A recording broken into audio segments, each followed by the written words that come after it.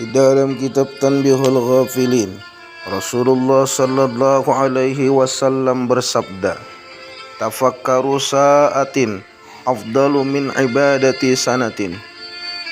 Berfikir satu saat lebih afdal dari ibadah satu tahun.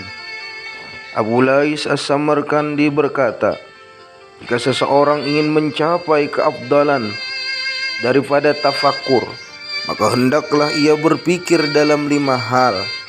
Yang pertama, memikirkan tentang ayat-ayat bukti-bukti kebesaran kekuasaan Allah.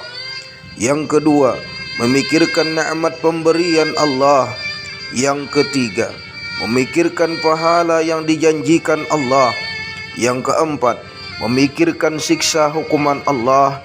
Dan yang kelima, memikirkan apa yang diridai dan apa yang dimurkai Allah Subhanahu wa ta'ala. Adapun memikirkan ayat-ayat kebesaran kekuasaan Allah dalam menjadikan langit dan bumi, terbit dan tenggelamnya matahari dari timur ke barat, silih bergantinya malam dengan siang, dan terjadinya kejadian kepada diri kita sendiri, sebagaimana firman Allah Subhanahu wa ta'ala, "Wa fil ardi laayatin lil muqinin wa fi anfusikum afala tubsirun." Dan di bumi bukti-bukti kebesaran kekuasaan Allah bagi orang-orang yang yakin, juga pada dirimu sendiri tidaklah kamu melihat. Maka apabila seseorang memikirkan bukti-bukti itu, akan bertambah ma'rifat keyakinannya kepada Allah. Adapun memikirkan nikmat-nikmat Allah, maka kita harus memikirkan nikmat yang secara zahir dan secara batin. Seperti contoh nikmat zahir yaitu tangan, sedangkan nikmat batin tangan itu bisa bergerak. Nikmat zahir mulut, Allah jadikan mulut kita dengan sempurna, dan nikmat batinnya mulut itu bisa berbicara.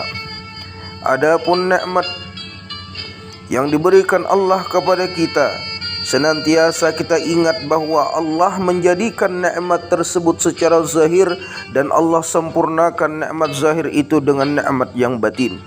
Ketika Allah jadikan mata, maka Allah sempurnakan mata itu dengan nikmat melihat.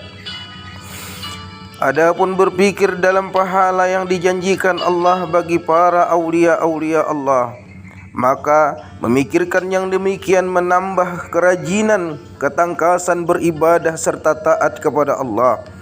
Adapun memikirkan siksa yang telah diperingatkan Allah pada orang-orang yang kafir, maka itu akan menimbulkan rasa takut sehingga lebih ringan untuk meninggalkan segala larangan-larangan Allah. Adapun kebaikan Allah ketika menutupi dosa-dosanya dan tidak berburu penyiksa, bahkan masih tetap dipanggil supaya bertobat, maka memikirkan yang demikian itu menimbulkan rasa malu kepada Allah. Maka bila seseorang memikirkan 5 hal tersebut, maka orang termasuk tergolong orang yang disebut di dalam hadis Nabi sallallahu alaihi wasallam di atas.